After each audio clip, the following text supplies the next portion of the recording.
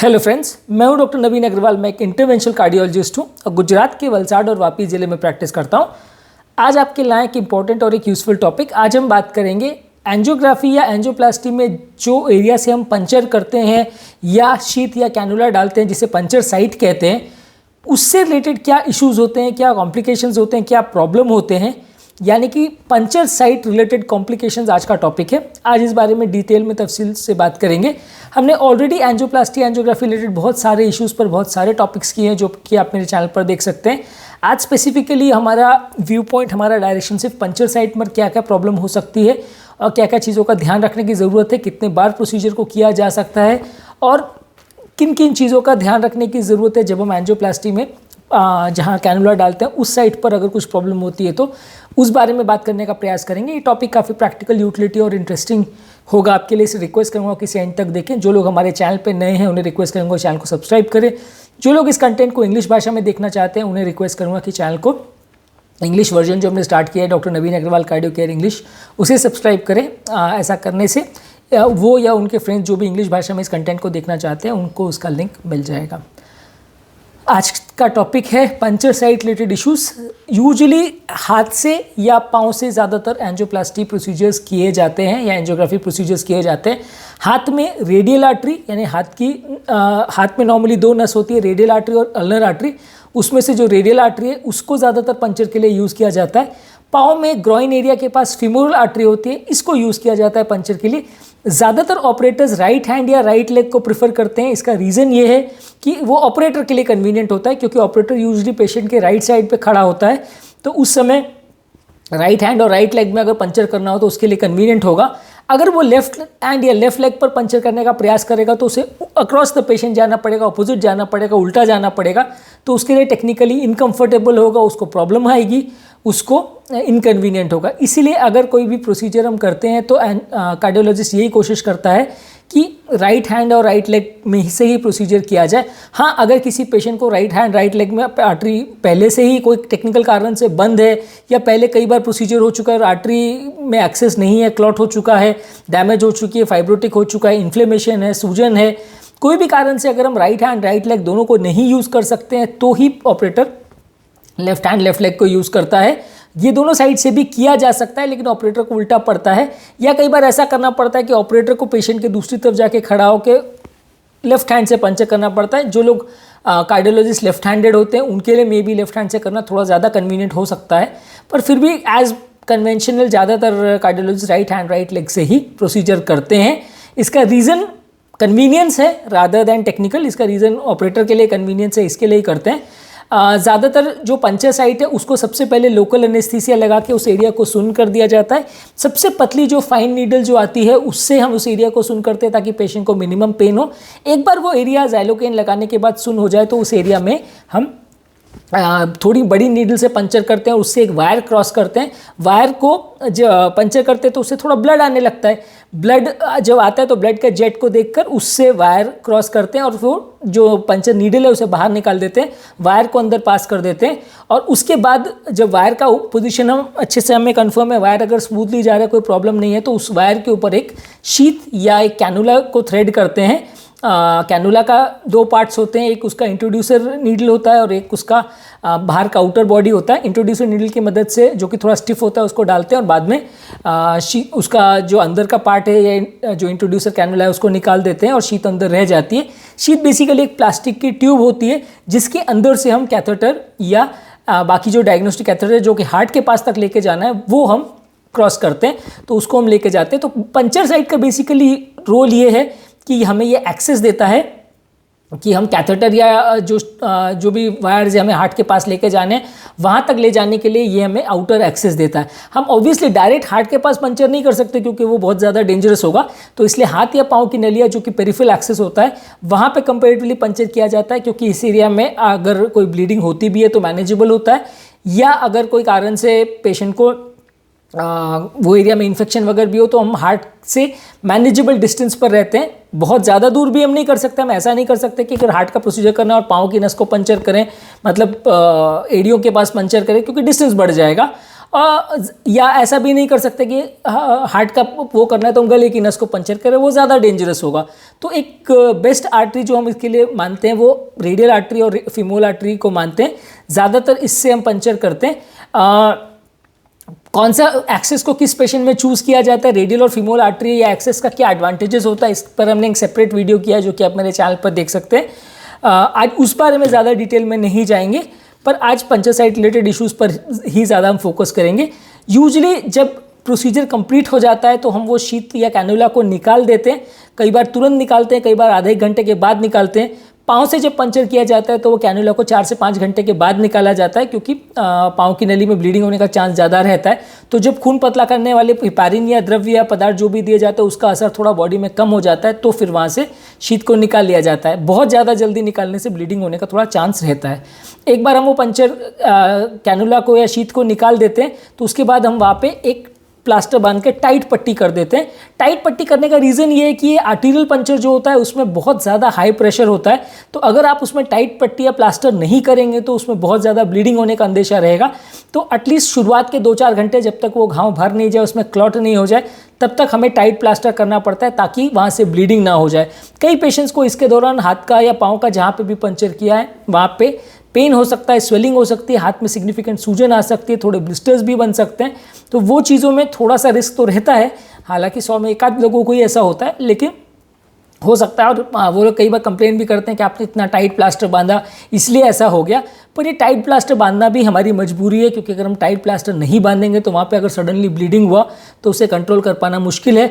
और ये puncture sites में क्योंकि आर्टीरियल पंचर रहते हैं तो उसका इतना इंटरनल प्रेशर रहता है कि अगर ब्लीडिंग 1-2 मिनट के लिए भी हो गई तो वो जानलेवा साबित हो सकती है, क्योंकि बहुत स्पीड से ब्लड निकलेगा।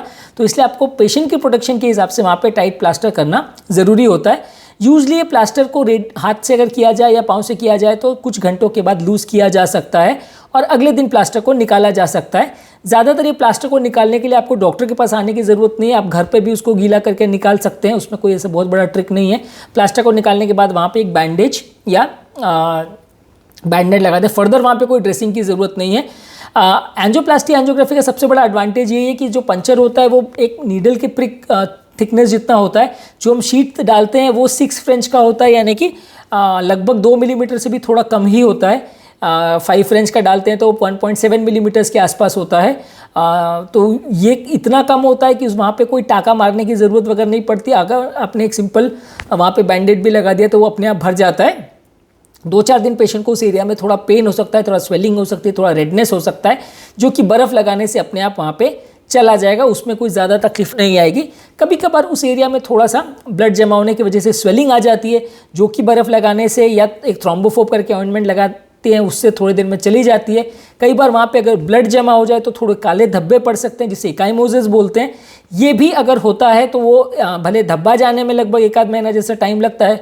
लोग कई बार उस धब्बे को देख के घबरा भी जाते हैं कि वो काला पड़ गया, काला पड़ गया। तो वो काला पड़ना क्यों है कि ब्लड में कुछ आयरन कंटेनिंग पिगमेंट्स होते हैं, वो जब स्किन के साथ इंटरेक्ट करते हैं तो काला धब्बा पड़ जाता है और बॉडी को उस आयरन पिगमेंट्स को ऑब्जॉर्ब करने में लगभग 1-1.5 महीना टाइम लगता है। इसलिए वो 1-आध महीना दाग वहाँ रह सकता है, उसके बाद वो अपने आप चला जाता है, उसके लिए कुछ करने का ज़रूरत नहीं है। पर लेकिन हाँ, वो वन ऑफ द कॉमन चीज़ें हैं जो एंजियोप्लास्टी के बाद देखने को मिल सकता है। इसके अलावा अगर ये पंचर साइट अगर डार्क हो जाए तो उसमें आपको डॉक्टर को दिखाने की कोई खास ज़रूरत नहीं, वो अपने आप ठीक हो जाएगा। उसके लिए इतना पैनिक करने की ज़रूरत नहीं है, वो बहुत कॉमन और बहुत माइनर कॉम्प्लिकेशन में गिना जाता है। उसके लिए उतना पैनिक नहीं भी करें या उसके लिए चेकअप नहीं कराएं तो चलेगा। अगर वो एरिया में आपको सीवियर पेन हो रहा है या ज़्यादा तकलीफ हो रही है तो थोड़ा बहुत उसमें डॉक्टर से पूछ के आप पेन किलर ले सकते हैं, उससे वो अपने आप पेन चला जाएगा। अगर बहुत ज़्यादा पेन है या वो एरिया में आपको कंटिन्यूसली कुछ फूल गया है या वहाँ पे पल्स के साथ वो स्वेलिंग हो गई है, वो मूव हो रही है, जिसे सूडोन्यूरिज्म बोलते हैं, तो कई बार एक डॉपलर टेस्ट करा के उस एरिया में कंफर्म करना पड़ता है कि जो स्वेलिंग है वो सिर्फ ब्लड जमा होने की वजह से है या आर्टरी प्रॉपरली बंद नहीं हो पाई है। वो पंचर साइट पर जहाँ पर हमने पंचर किया था वो एरिया में जो कम्युनिकेशन है वो अभी भी खुला है, तो उसको डॉपलर टेस्ट करके कंफर्म करना पड़ता है। और अगर वहाँ पे कम्युनिकेशन मिलता है, जैसे कि कई बार क्या होता है कि जो आर्टरी है और पास में जो वेन है उसमें आपस में कम्युनिकेशन हो जाता है, या आर्टरी और पास में जो ब्लड इकट्ठा होता है उसमें आपस में कम्युनिकेशन खुला रहता है, इसे सूडोन्यूरिज्म बोलते हैं। इसमें टिपिकल फीचर ये कि काफ़ी पेनफुल होता है और हर पल्स के मूवमेंट के साथ ये थोड़ा बहुत मूव करता है और डॉक्टर जब उसमें स्टेथो लगा के ऑस्कल्टेट करते हैं तो कंटिन्यूस स्विशिंग साउंड आता है। तो इसको हम डॉपलर करके कंफर्म करते हैं और अगर वैसा मिलता है तो फिर हमें उसको स्ट्रॉन्ग कंप्रेशन करके 1-2 घंटे तक कंप्रेस करके उसको फिर बंद करना पड़ता है, अल्ट्रासाउंड गाइडेड कंप्रेशन करते हैं, या कभी कभी वहाँ पे कुछ क्लॉटिंग पार्टिकल्स डाल के भी उसको क्लॉट किया जा सकता है। ऑब्वियसली ये चीज़ आपको घर पे नहीं करनी है, आपको डॉक्टर के साथ डिस्कस करके करनी है। ऐसी चीज़ हज़ारों में लाखों में एक आध केस में होती है, सूडो एन्यूरिज्म बोलते हैं। पाँव के पंक्चर में ज़्यादा होती है, हाथ के पंक्चर में कंपैरेटिवली कम होती है। रेडियल आर्टरी से जो हम करते हैं उसमें कंपैरेटिवली कम होती है, जो ग्रॉइन से करते हैं फीमोरल आर्टरी उसमें कंपैरेटिवली इसका चांस ज़्यादा रहता है। पर ऐसे केस में आपको डॉक्टर के साथ डिस्कस करना है और वो इसको मैनेज करेगा। कभी कभार अगर ये सूडो एन्यूरिज्म कंप्रेशन देने से या क्लॉटिंग पार्टिकल्स इंजेक्ट करने से, जिन्हें थ्रोम्बिन बोलते हैं, वो इंजेक्ट करने से भी नहीं क्लोज हो रहा, तो फिर इनको छोटा सा इंटरवेंशनल प्रोसीजर करके कई बार कॉइल ओक्लूजन करना पड़ता है, नहीं तो माइनर सर्जरी करके वो एरिया को ओपन करके जो कम्युनिकेशन कैविटी है उसको सर्जन बंद कर देता है, जो कि एक माइनर सर्जरी है, इतना इसमें रिस्क नहीं होता। पर हाँ, ऑब्वियसली पेशेंट के लिए कंबरसम और हेडेक तो हो ही जाता है। पेशेंट को लगता है यार ये क्या माथापच्ची हो गई, हम एंजियोग्राफी पर एंजियोप्लास्टी कराने गए थे और ये क्या माथापच्ची हो गई। तो ऑब्वियसली ये चीज़ें हैं कि जो डॉक्टर भी हेल्प नहीं कर सकता। उम्रदराज पेशेंट में या फीमेल पेशेंट्स में, या कई बार थोड़ा ख़राब किस्मत हो तो किसी भी पेशेंट में ऐसा हो सकता है। अगर वैसा होता है तो उसको बंद करने का प्रयास करना पड़ता है, नहीं होता है तो माइनर सर्जरी भी लग सकती है। पर ये कॉम्प्लिकेशन हज़ारों में एक आध पेशेंट के साथ होता है, जब होता है तो उसे एक्सेप्ट करके करना पड़ता है। इसमें सिग्निफिकेंट कोई जान का खतरा नहीं है, लेकिन हाँ ये है कि थोड़ा सा माइनर डेंजर कॉम्प्लिकेशन तो है। पाँव की नलियों के एंजियोप्लास्टी में ज़्यादा होता है, हाथ की नलियों में थोड़ा सा कम होता है, पर जब होता है तो उसको उसी तरह से मैनेज करना पड़ता है। उसके लिए उतना चिंता करने की ज़रूरत नहीं है और उसके लिए एंजियोग्राफी एंजियोप्लास्टी से डरने की ज़रूरत नहीं है। पर कोई भी प्रोसीजर अगर आप कर रहे हो, कोई भी बड़ा प्रोसीजर कर रहे हो, तो उसमें थोड़ा इश्यूज़ तो रह सकते हैं, तो उसके लिए आपको थोड़ा सा मेंटली प्रिपेयर होने की ज़रूरत है। कई बार क्या होता है कि अगर हम सेम आर्टरी को बार बार अगर पंचर कर रहे हैं तो वो आर्टरी में क्लॉट बन जाता है, जिसकी वजह से आर्टरी के एंडोथेलियम भी लेयर डैमेज हो जाती है और क्लॉट बन जाता है, जिसके बाद वो पल्स उसमें फीबल हो जाती है या एब्सेंट हो जाती है। तो उसके लिए ज़्यादा बार प्रोसीजर हम एक ही हाथ से नहीं कर सकते। अगर किसी व्यक्ति का एक बार या 2-3 बार अगर सेम हाथ से अगर एंजियोप्लास्टी एंजियोग्राफी हुआ है तो कई बार वो पल्स बहुत ख़राब हो जाती है, फीबल हो जाती है और उसमें दोबारा प्रोसीजर पॉसिबल ना हो, ऐसा भी हो सकता है। तो इसलिए मान के चलिए कि रेडियल आर्टरी से एक ही हाथ से अगर हम रेडियल आर्टरी को पंचर करते हैं तो 3-4 बार 5 बार तक प्रोसीजर किया जा सकता है। पाँव की नली थोड़ी ज़्यादा चौड़ी होती है, थोड़ी ज़्यादा बड़ी होती है, तो कंपैरेटिवली उसमें 5-7-8 बार भी सेम पाँव से प्रोसीजर किया जा सकता है। लेकिन बहुत बार, अनगिनत बार किया जा सकता है, वैसा नहीं है। नहीं तो हर आर्टरी को जितने बार हम पंचर करते हैं वो एरिया थोड़ा डैमेज तो होता है, वो एरिया में थोड़ा फाइब्रस स्ट्रैंड्स वगैरह बन जाते हैं, जिसलिए अगली बार प्रोसीजर करना थोड़ा टफ होता है। तो इसीलिए ये कहा जाता है कि एंजियोग्राफी जो है वो सिंपल डायग्नोस्टिक प्रोसीजर नहीं है कि जिसको चलो देखते हैं क्या निकलता है अंदर, वैसा करने के लिए नहीं किया जाता। सिलेक्टेड इंडिकेशंस में जहाँ ज़रूरत होती है वहीं पे इनको करना चाहिए। अननेसेसरली बार बार अगर आप एंजियो करेंगे तो जितने बार आप करेंगे आपका पंचर साइट डैमेज होगा और जब एक्चुअल में बाद में फ्यूचर में अगर प्रोसीजर लगता है तो आपको प्रॉब्लम होगा। तो इसीलिए हर व्यक्ति को मैं ऐसा कभी सजेस्ट नहीं करता कि हर 2-4 साल में एंजियो करा के देख लो। लोग 2-4 साल 5 साल में सीटी एंजियो करा सकते हैं, लेकिन रेगुलर एंजियो क्योंकि पंचर साइट रिलेटेड प्रॉब्लम्स होती हैं तो हम बार बार कराने को नहीं बोलते हैं। इसके अलावा पंचर साइट रिलेटेड एक और प्रॉब्लम हो सकती है कि कभी कभार वो एरिया में इन्फेक्शन हो सकता है। अगर वो एरिया में पंचर जब किया और जब उस पर प्लास्टर वगैरह लगाए तो वो एरिया में अगर बाई चांस जर्म्स हैं या निकालते समय प्रॉपर स्टेरिलिटी वहाँ पे नहीं मेंटेन की गई या पेशेंट प्रॉपर हाइजीन का ध्यान नहीं रखता है तो कई बार वहाँ पे इन्फेक्शन वगैरह हो सकता है। कई बार ध्यान रखो तो भी हो सकता है, इसका भी चांसेस हज़ारों में एक आध है। वो एरिया में जिसमें कि थोड़ा स्वेलिंग आ सकता है, थोड़ा ब्लिस्टर हो सकता है, थोड़ा पस भी पड़ सकता है, पर वो ज़्यादातर लोकल एंटीबायोटिक्स वगैरह या एंटीसेप्टिक्स लगाने से वो चला जाता है। कभी कभार ओरल एंटीबायोटिक्स भी लेनी पड़ती है, पर उसके लिए यूजली कोई बड़ा प्रोसीजर करने की ज़रूरत नहीं है, कोई पैनिक करने की ज़रूरत नहीं है। ये कॉम्प्लिकेशन भी लगभग 400-500 में एक आध किसी के साथ होता है, उसके लिए उतना पैनिक करने की ज़रूरत नहीं, अपने आप को थोड़े टाइम में ठीक हो जाता है। उस वहाँ पे एंटीसेप्टिक सॉल्यूशंस या क्रीम्स वगैरह जो डॉक्टर आपको लिख के देंगे वो लगा सकते हैं। अगर पूरे हाथ में किसी को ब्लीडिंग हो जाए, जिसे हेमाटोमा बोलते हैं, अगर वैसा ज़्यादा हो जाए तो कई बार उसमें डेंजरस हो सकता है, आपको डॉक्टर को दिखाने की ज़रूरत है। उसको कंप्रेस करके या ड्रेसिंग करके धीरे धीरे करके वो जाता है, थोड़े टाइम उसमें पेन रह सकता है, तो डॉक्टर आपको ब्लड को डाइल्यूट करने की मेडिसिन और पेन कम करने वाली मेडिसिन देते हैं, जिससे वो ब्लीडिंग अगर हाथ में कुछ या पाँव में हो गई है तो वो धीरे धीरे करके हेमाटोमा चला जाता है। कई बार उसको कंप्रेस करके भी निकालना पड़ता है, पर ऑब्वियसली उसके उतने टेक्निकल डिटेल्स में नहीं जाएंगे कि उसमें एग्जैक्टली क्या क्या होता है और क्या क्या करना होता है। एक इन जनरल मान के चलना है कि आपको कि ये भी एक लोकल कॉम्प्लिकेशन है जो एंजियोप्लास्टी वाले पेशेंट्स में हो सकता है। 100 में से एक आध पेशेंट में होता है। बहुत ज़्यादा कभी कभी रेयर किसी केस में हो सकता है, तो उसके लिए थोड़ा कॉशन रखने की ज़रूरत है और अगर कुछ प्रॉब्लम हो तो डॉक्टर से डिस्कस करने की ज़रूरत है। किसी किसी को पंचर साइट पर अगर प्लास्टर वगैरह लगाते हैं उसमें जो केमिकल होता है या प्लास्टर का जो एडेसिव होता है उससे एलर्जिक रिएक्शन हो सकता है, जिससे थोड़ा ब्लिस्टर वगैरह बन सकता है। इसमें भी थोड़ा पेन किलर वाली मेडिसिन देने से और स्टेरॉइड वगैरह देने से ही अपने आप चला जाता है, उसके लिए भी उतना टेंशन लेने की ज़रूरत नहीं है। पर ये कॉमन इश्यूज़ हैं जो पंचर साइट पे लोगों को हो सकते हैं, जिसके लिए थोड़ा सा अगर आपको कुछ भी हो रहा है तो डॉक्टर के साथ डिस्कस करने की ज़रूरत है और उसे मैनेज किया जा सकता है। मोस्टली इसमें से जो भी कॉम्प्लिकेशन मैंने डिस्कस किए हैं वो बहुत लाइफ थ्रेटनिंग नहीं होते, उसमें पेशेंट का जान का खतरा उतना नहीं होता है। अगर जब भी होता है तो आपको डॉक्टर के साथ डिस्कस करना है और ज़्यादातर केस में मैनेज हो जाता है। Once in a while problem हो भी सकती है पर ऐसा यूजली इतना दिक्कत नहीं आती है। कई लोग ऐसा बोलते हैं कि ये इतना ख़राब हो गया कि हाथ काटना पड़ा, पाँव काटना पड़ा, वैसा बहुत ही ख़राब किस्मत हो और लाखों करोड़ों में एक आध किसी केस में इतना इन्फेक्शन हो जाए कि कंट्रोल ना हो, कि इतना ब्लीडिंग हो जाए कि कंट्रोल ना हो, ऐसा हज़ारों लाखों में केस में होता है। वो रूटीन केसेस में यूजली नहीं होता, पर आप ज़ीरो चांस ऐसा नहीं बोलूँगा, पर 1 in 1 million ऐसा हो भी सकता है। इस टॉपिक के माध्यम से मैंने डिस्कस करने की कोशिश की कि पंचर साइट रिलेटेड क्या इश्यूज़ हो सकते हैं, क्या प्रॉब्लम्स होती हैं, किन चीज़ों का आपको ध्यान रखने की ज़रूरत है और अगर प्रॉब्लम्स कैसे चीज़ों को आप एंटिसिपेट आपको करना चाहिए और प्रॉब्लम्स हो तो क्या क्या चीज़ें आपको डॉक्टर को रिपोर्ट करनी चाहिए। टॉपिक का बेसिक पर्पस डराना नहीं, बहुत कंप्लेसेंट करना भी नहीं, सिर्फ आपको एक जनरल अवेयरनेस देना है ताकि आपको एक बेसिक आइडिया हो जाए कि ये सारी चीज़ें हैं जो हो सकती हैं। Once in a while he होती है, लेकिन जब होती है तो एक जनरल आइडिया आपको रहेगा तो अच्छा है। ज़्यादातर चीज़ें शॉर्ट लिव्ड होती हैं, उसके लिए इतना पैनिक करने की ज़रूरत नहीं, वो अपने आप थोड़े दिन में चली जाती हैं। हमारे चैनल का बेसिक पर्पस ये है कि हार्ट और हेल्थ से रिलेटेड साइंटिफिकली करेक्ट इन्फॉर्मेशन हम आपके लिए इजीली एक्सेसिबल करते हैं ताकि इस तरह के कंटेंट के लिए आपको भटकना नहीं पड़े, आपको डॉक्टर्स और फ्रेंड्स और रिलेटिव्स पर डिपेंडेंट ना होना पड़े। डॉक्टर्स कई बार टाइम कंस्ट्रेंट की वजह से सारी चीज़ें नहीं बता पाते हैं और फ्रेंड्स और रिलेटिव से मिली हुई इन्फॉर्मेशन कई बार आधी सही आधी गलत होती है, जिसको फॉलो करने से फ़ायदा होने के बदले कई बार नुकसान हो जाता है।